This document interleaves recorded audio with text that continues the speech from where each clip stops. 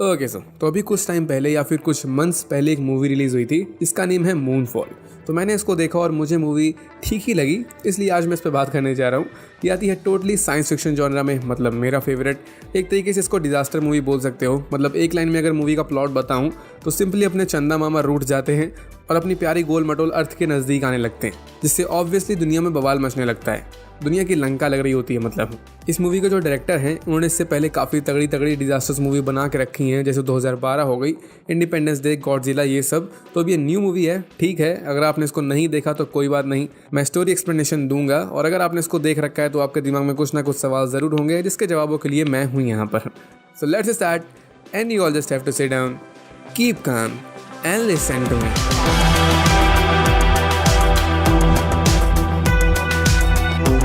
ये movie actually में बाकी सभी डिजास्टर मूवी से थोड़ी डिफरेंट इसलिए है क्योंकि बाकियों में क्या होता है कि फोकस अर्थ पे और यहाँ पर रहने वाले लोगों पे होता है कि कैसे धीरे धीरे दुनिया तबाह हो रही है और उन चीज़ों का इम्पैक्ट नॉर्मल ह्यूमन बींग्स पे कैसे पड़ रहा है। एग्जाम्पल सिंपल है, 2012 मूवी सबने देखी होगी।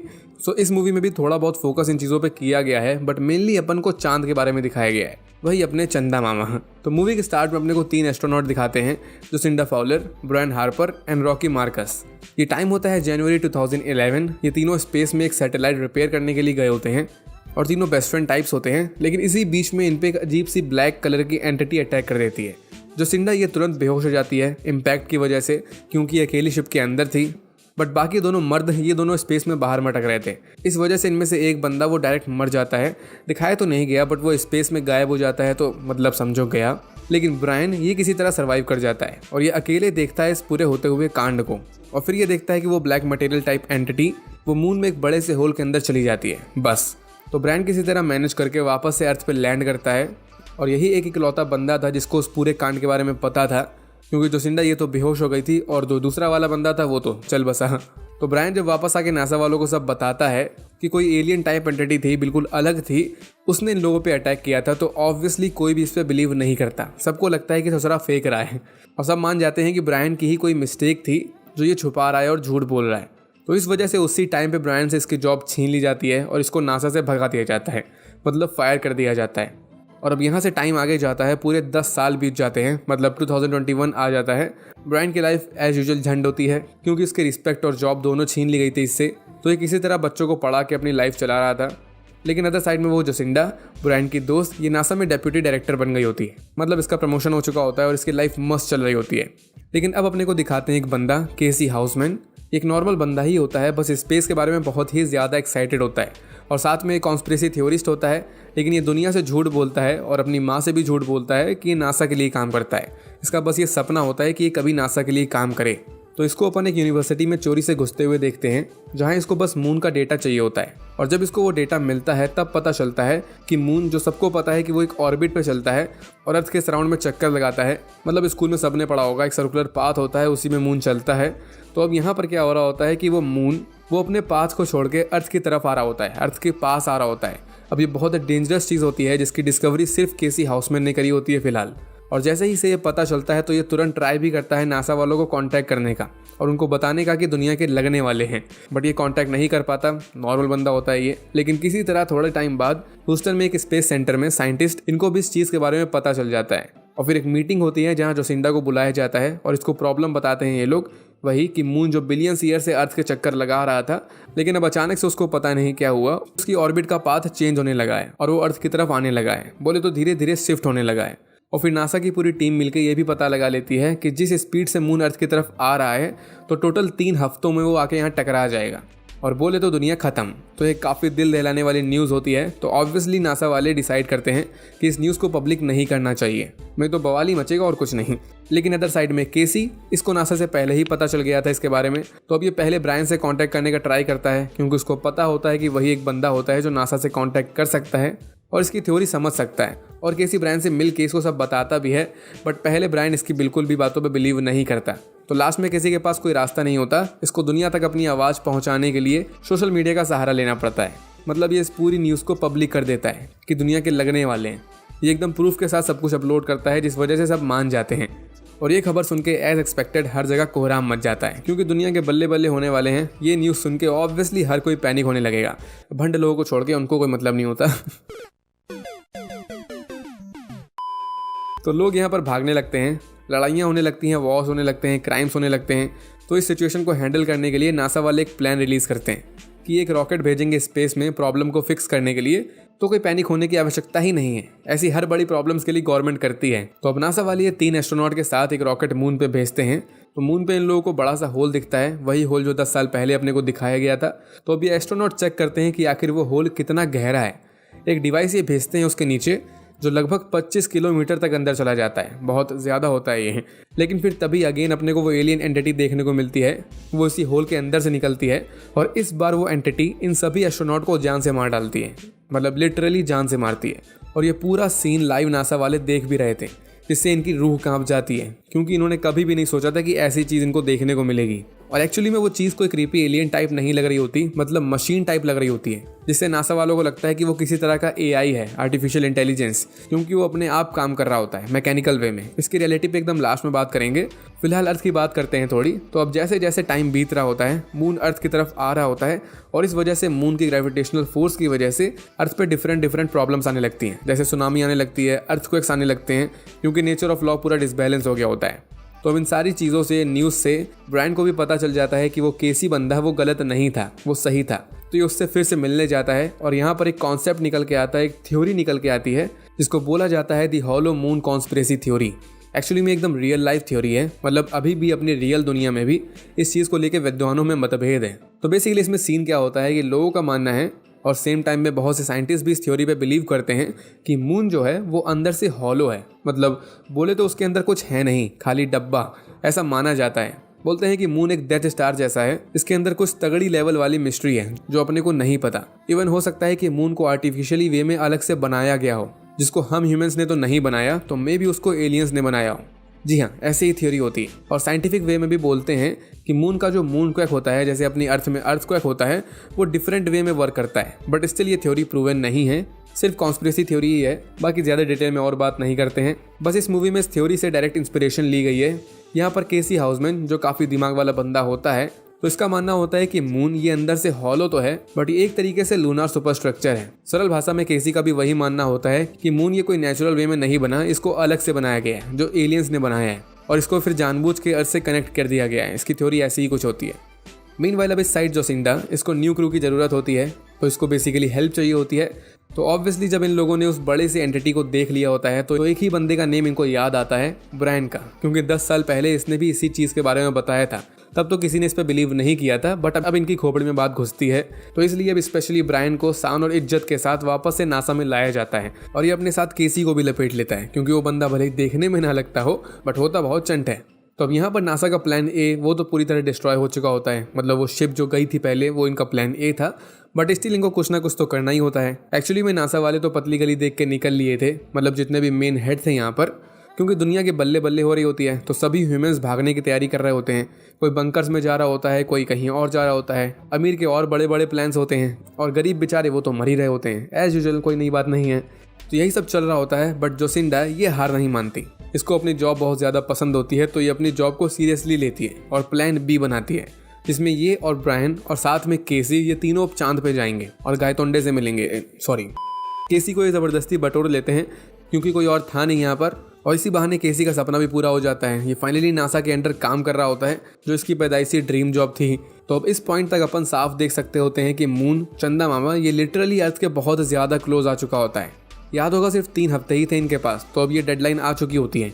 और यहाँ पर VFX CGI काफ़ी तगड़े लेवल पे यूज़ किए गए, जो आप खुद देख ही सकते हो। फील आ रहा होता है कि अपन डूबने वाले हैं। और इसी बीच में ये लोग अपना रॉकेट लॉन्च कर देते हैं, और फाइनली किसी तरह बहुत सारे संकट और मेहनत के बाद ये चांद पे पहुँच जाते हैं।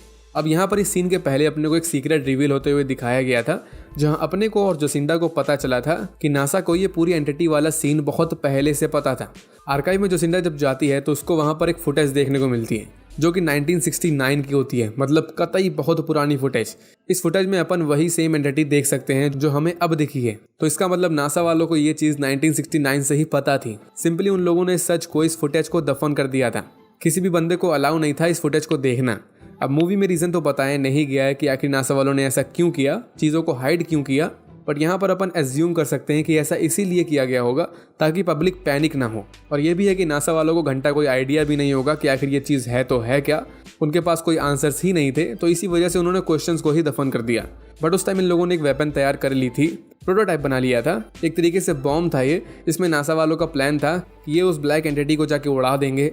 बट इस प्लान को बाद में ड्रॉप कर दिया गया था। लेकिन अब जोसिंडा और ब्रायन, इनका प्लान भी यही था कि इनको कुछ भी करके उस एंटिटी को बॉम्ब से उड़ाना है। ये पूरा प्लान भी बनाते हैं, जाल बिछाते हैं उस एंटिटी के लिए, बॉम्ब को एक जगह पर लगा देते हैं, लेकिन वो एंटिटी वो बॉम्ब की तरफ जाती ही नहीं है, बल्कि उसको छोड़ के इनकी शिप की तरफ आने लगती है और लगभग इन तीनों के शिप को कंज्यूम करने ही वाली होती है। बट इतनी देर में इनको रियलाइज़ हो जाता है कि वो एंटिटी वो एक्चुअल में एक AI है और उसके अंदर एक ही फंक्शन है कि उसको टेक्नोलॉजी से जुड़ी हुई या फिर टेक को ही डिस्ट्रॉय करना होता है। बट एक कंडीशन होती है उसकी कि वो सिर्फ उसी टेक को डिस्ट्रॉय करता है जो किसी तरह से ऑर्गेनिक लाइफ से जुड़ी होती है। मतलब ह्यूमंस प्लस टेक्नोलॉजी, ये बॉन्ड उसको जहाँ मिलता है वो उसी चीज़ को डिस्ट्रॉय करता है। तो इस वजह से ब्रायन ये पूरी शिप को ऑफ कर देता है, अपने मोबाइल फ़ोन्स को भी ऑफ कर देता है, जिससे उस AI को इनकी तरफ से कोई ऑनलाइन सिग्नल नहीं मिल रहा होता। तो इसलिए वो इनको छोड़ के निकल जाता है। और यही चीज़ 10 साल पहले भी हुई थी, याद होगा अगर, तो जहाँ फर्स्ट टाइम ब्रायन लोगों पे अटैक हुआ था, तो वहाँ पर भी इनकी शिप की पावर चली गई थी, जिस वजह से उस एंटिटी ने ब्रायन और जोसिंडा को जान से नहीं मारा था। सो अब जब वो एंटिटी वापस से होल में चली जाती है, तो अब एक ही रास्ता होता है इन तीनों के पास कि इनको ऑफलाइन मोड में, बोले तो मैनुअल मोड में, उस होल के अंदर जाना होगा। और ऐसा ये लोग करते भी हैं। और यहाँ से बोल सकते हो कि स्टार्ट होता है असली फन, असली साइंस फिक्शन। अंदर पूरा टोटल अलग ही माहौल होता है। यहाँ इन्वायरमेंट देख के वो केसी की थ्योरी प्रूव हो जाती है कि मून सच में एक हॉलो स्ट्रक्चर है, एक मेगा स्ट्रक्चर है, इसको बिल्ड किया गया है, किसी और ने बनाया है, मे बी एलियंस ने। और अंदर चिकनी चिकनी मस्त साइंटिफिक चीज़ें देख के साफ पता चल रहा होता है कि मून वैसा ही है जैसा इन लोगों ने एक्सपेक्ट किया था। और फिर आता है एक ट्विस्ट, काफ़ी बड़ा ट्विस्ट, जहाँ पर जब ये अपनी शिप का टेक सिस्टम ऑन कर देते हैं तो वो एंटिटी अगेन इनके पीछे पड़ जाती है, क्योंकि वही चीज़ ह्यूमन प्लस टेक्नोलॉजी आ जाती है, तो इसलिए वो इसको डिस्ट्रॉय करने के लिए फिर से इनके पीछे पड़ जाती है। लेकिन इस जगह में उस एंटिटी के अलावा कोई और चीज़ भी थी जो इन लोगों की हेल्प करने लगती है, मतलब ब्रायन लोगों की। उसी मून के अंदर इनको एक हिडन प्लेस देखने को मिलती है, जहाँ पर जाके ये लोग क्रैश हो जाते हैं। इनकी आधी शिप डिस्ट्रॉय हो जाती है, ये तीनों बेहोश हो जाते हैं। लेकिन फिर जब ब्रायन होश में आता है तो एक रूम में होता है। पहली वियर्ड चीज़ होती है यहाँ पर कि यहाँ पर सांस ले पा रहा होता है, जो ऐसा पॉसिबल तो होना नहीं चाहिए, बट होता है यहाँ पर। और सेकंड वियर्ड चीज़ होती है कि इसके सामने इसका बेटा होता है। तो यहाँ पर सामने आता है असली सच, जो इसका बेटा बताता है, जो एक्चुअल में एक AI होता है। तो दिमाग खोल लो अपना। तो सीन ये था कि ये मून ये सच में नेचुरली नहीं बना था, इसको बनाया गया था। लेकिन इसको एलियंस ने नहीं बनाया था, बल्कि ह्यूमंस ने ही बनाया था, वो भी बहुत टाइम पहले, बिलियंस ऑफ ईयर्स पहले। अपने एंशिएंट से भी एंशिएंट ह्यूमंस ने बनाया था इसको। हुआ ये था कि एक अलग गैलेक्सी थी पूरी, जहाँ अपने ह्यूमन एंसेस्टर्स थे, जिनकी टेक्नोलॉजी बहुत ज़्यादा वाली एडवांस थी। इन्होंने अपनी पूरी सिविलाइजेशन बना के रखी थी, वो भी बहुत बड़ी। लेकिन ये लोग मोस्टली डिपेंड थे AI में, लगभग इनका सारा काम AI पे ही होता था। बट फिर एक दिन इनका AI, उसके अंदर ऐसे फीचर्स आ गए जिससे वो सेल्फ अवेयर हो गया, बोले तो वो अपने आप को फील करने लगा। और फिर उस AI ने डिसाइड कर लिया कि वो पूरे ह्यूमंस को ख़त्म कर देगा। वो जो ब्लैक एंटिटी पहले अपने को दिखाई गई थी, वही मेन AI होती है। इसको नैनोटेक भी बोला जाता है यहाँ पर। तो उस AI का मोटो बन गया था कि जितने भी ह्यूमंस टेक्नोलॉजी से जुड़े हुए हैं, उन सबको ख़त्म करना है। और उस टाइम पर तो सभी ह्यूमंस AI पे डिपेंडेंट थे, तो इस वजह से वो AI सबको मारने लगते हैं। एक तरीके से पूरा वॉर स्टार्ट हो जाता है ह्यूमंस और AI के बीच में। लेकिन फिर कुछ ह्यूमंस उस वॉर के बीच से पतली गली देख के निकल गए थे, और फिर उन्होंने आर्टिफिशियल मून्स को बनाया था, डिज़ाइन किया था। इसके बीच में एक स्टार होता है जो उसको पावर देता है, और इसके सराउंडिंग में एक पूरा मैकेनिकल एरिया होता है, प्रोटेक्शन के लिए होता है, स्पेसिफिकली उस AI से प्रोटेक्शन के लिए। और यही वजह थी कि इतना टाइम लग गया था उस नैनोटेक AI को गड्ढा करने में। याद होगा 1969 में पहली दफ़ा वो दिखा था, और अब जाके फाइनली वो मून के अंदर के कोर तक पहुंच पाया।